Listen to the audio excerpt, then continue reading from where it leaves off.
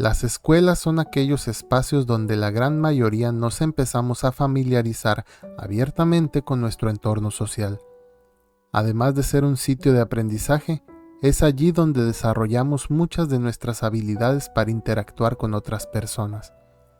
Son lugares que generalmente son seguros para nuestro crecimiento y esparcimiento. Lugares donde niños y adolescentes construyen amistades, se divierten, aprenden sobre el mundo, conocemos la camaradería, el trabajo en equipo y hasta los primeros amores. Pero ¿qué pasa en esas otras ocasiones cuando algo sale mal en este formato social preestablecido? En esas veces que el modelo falla, que el ecosistema tiene errores. ¿Qué pasa cuando el humano no puede ver el dolor, cuando no puede entenderlo o cuando no empatiza con él? Incluso cuando son motivos ajenos a este prototipo de convivencia social. Esos escenarios cuando los salones de clases en las escuelas se convierten en lugares de horror, marcados por actos violentos, los silencios ignorados y culminan el dolor de muchas familias. Hoy vamos a hablar sobre 3 casos que estremecieron a México. 3 ataques perpetrados por menores de edad dentro de sus propios planteles escolares. 3 trágicos sucesos que podrían haberse evitado, pero que lamentablemente pasaron a ser hechos que marcarían una pauta para que entendamos principalmente las graves consecuencias que un entorno inadecuado puede tener en el desarrollo social humano. Y es que de todos los crímenes que existen en el mundo, arrebatarle la vida a una persona es posiblemente la máxima expresión de todo lo que está mal en la sociedad. Pero hacerlo en contra de tus compañeros de clase, en una escuela y a una edad tan joven, es un acto todavía más horrible e inhumano. Este es el caso de Federico, José Ángel y Brandon Alonso, 3 adolescentes mexicanos en diferentes hechos quienes por distintos motivos, pero similares circunstancias en su crecimiento, tomaron la fría y sanguinaria decisión de perpetrar ataques en contra de sus compañeros de clase y profesores.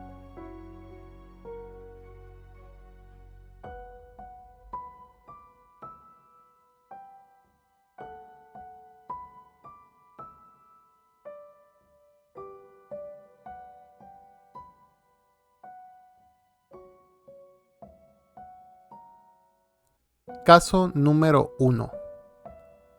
El primer caso sucedió en la ciudad de Monterrey, en el estado de Nuevo León. Era la mañana del 18 de enero del 2017. En el Colegio Americano del Noreste, Federico, un alumno de tan solo 15 años, llegó a la escuela como parte de su rutina diaria. Pero ese día, en su mochila, no llevaba solo útiles escolares y libros, sino que también llevaba una pistola calibre .22. Los compañeros de Federico no sabían nada al respecto. Los profesores ignoraban las intenciones del menor. A las 08:51 horas de la mañana, durante una clase de orientación vocacional impartida por la profesora Cecilia Solís, el adolescente se levantó de su asiento y, de acuerdo a testimonio de algunos alumnos, sacó el arma de su mochila, se acercó a la maestra y le disparó en la cabeza con enorme frialdad. El acto tan repentino tomó a todos por sorpresa y Federico, en medio de su desesperado acto, giró y disparó en contra de sus compañeros. El caos inició en cuestión de microsegundos.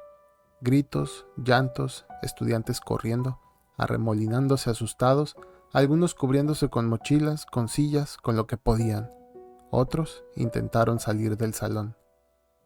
Una compañera de clase, aún con voz temblorosa días después del ataque, dijo que Federico simplemente se levantó, se acercó al escritorio de la maestra y le pidió que salieran todos del salón.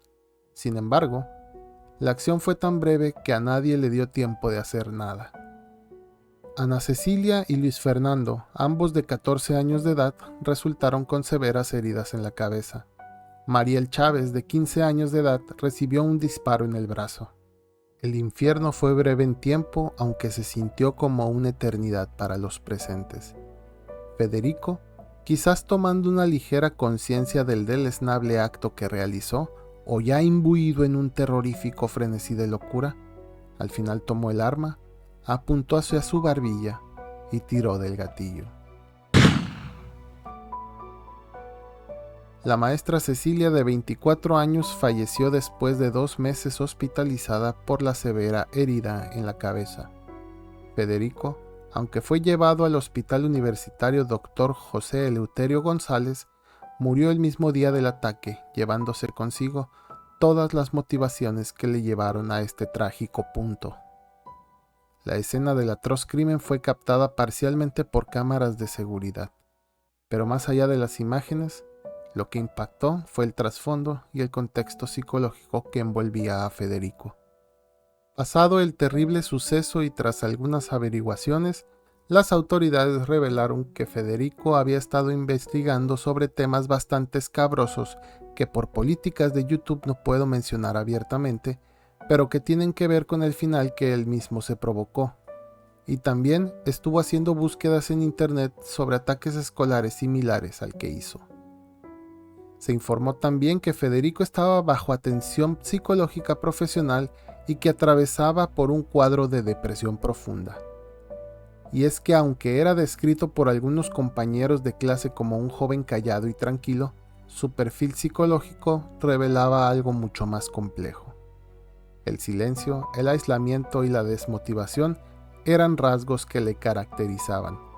En su computadora personal se hallaron búsquedas relacionadas con el caso de Columbine, posiblemente el caso de tiroteo escolar más difundido de Estados Unidos, además de contenido violento y notas que reflejaban pensamientos muy oscuros.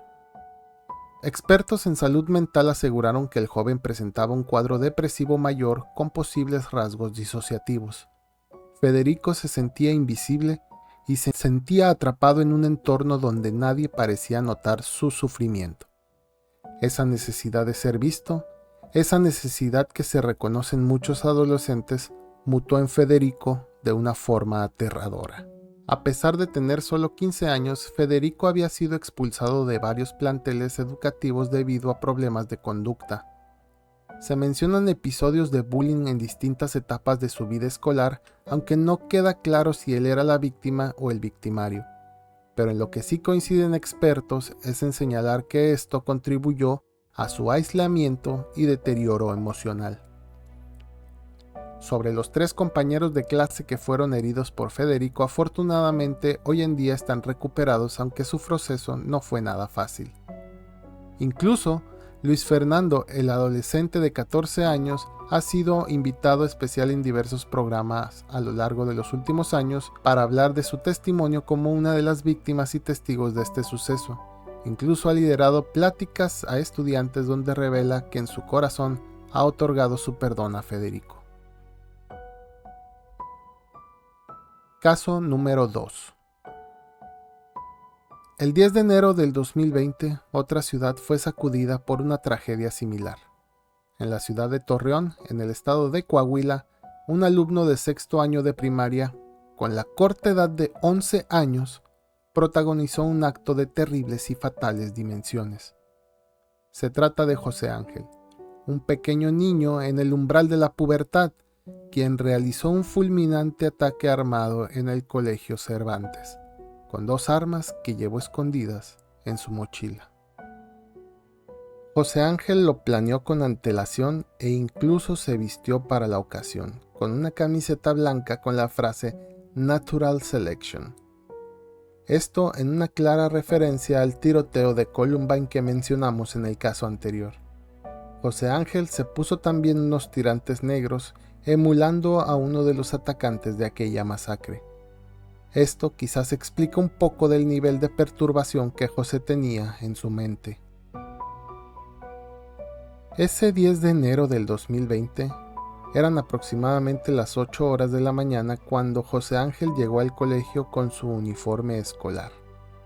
En su mochila llevaba su cambio de ropa para el ataque y 2 pistolas, una calibre .40 y otra calibre .25, ambas propiedad de su abuelo.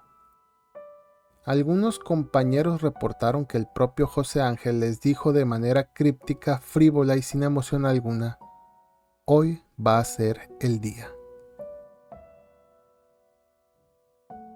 Cerca de las 8:10 horas, José Ángel pidió permiso a su maestra para ir al baño y se llevó su mochila con la excusa de que se rompió su pantalón. Al notar que tardaba demasiado, la profesora envió a un alumno a buscarlo, y este se encontró con José Ángel saliendo del baño, con su nuevo atuendo y sus armas, por lo que rápidamente regresó al salón para avisar a la maestra, pero ya era demasiado tarde. El ataque comenzaría en cosa de segundos. José Ángel se dirigió al patio del colegio, donde atacó al profesor de educación física y a 5 estudiantes. Disparó y los hirió a todos. Luego disparó contra la profesora de inglés, María Asaf Medina, quien falleció en el acto. Para las 8:43 horas, José Ángel tomó el camino fácil como lo hizo Federico en el caso anterior. En esta ocasión, sin duda lo que más impactó al país no fue solo la brutalidad del ataque, sino la edad del agresor. ¿Cómo es posible que un niño tan pequeño pueda planear y ejecutar algo así?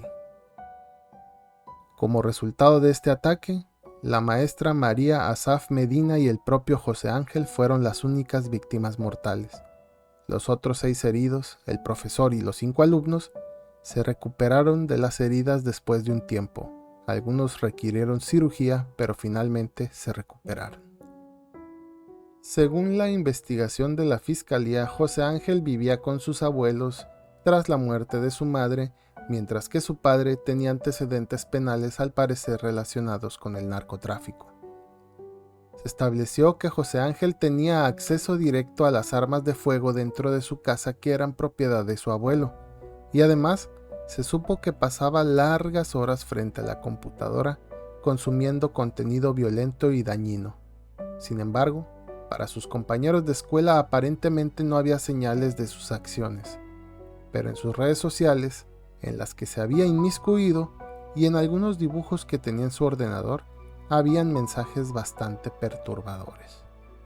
Psicólogos explicaron que este tipo de comportamiento puede estar relacionado con una identificación extrema con figuras violentas. No se trata solo de un intento de imitación del tiroteo de Columbine, sino que es un proceso en el que el menor se ve en estos atacantes como un reflejo de su propia frustración. Al igual que Federico, coinciden que José Ángel se sentía invisible y que su dolor interno no era reconocido. En palabras de un psicólogo que analizó el caso, José Ángel quería replicar el impacto, buscaba ese reconocimiento a través del horror. Caso número 3. El 30 de noviembre de 2024, esta vez en la ciudad de Guadalajara, en el estado de Jalisco, Brandon Alonso, un joven de 17 años, protagonizó un ataque en contra de sus compañeros de clase en la preparatoria San Andrés. Si bien este ataque fue más leve en comparación a los 2 anteriores, ya que no hubo armas de fuego de por medio, la agresión fue más personal, más cercana.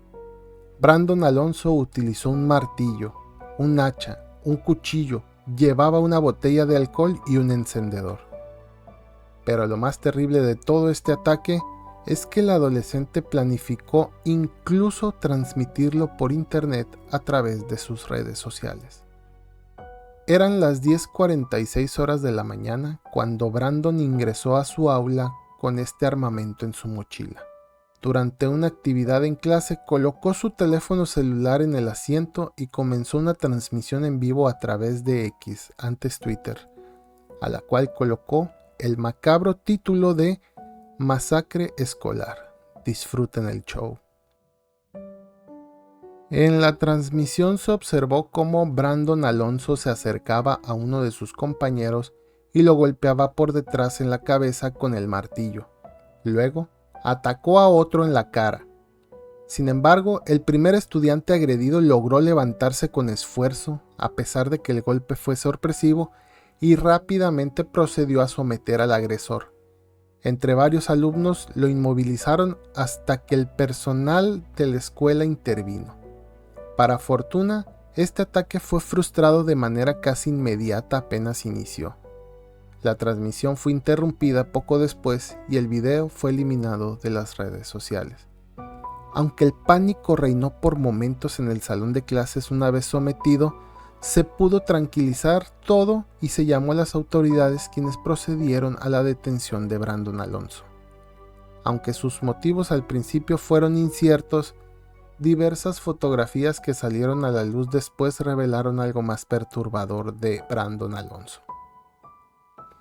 En diversas fotos en redes sociales se podía ver a Brandon Alonso posando con una camiseta negra decorada con símbolos como una esvástica. También compartía contenido relacionado con ideologías extremistas.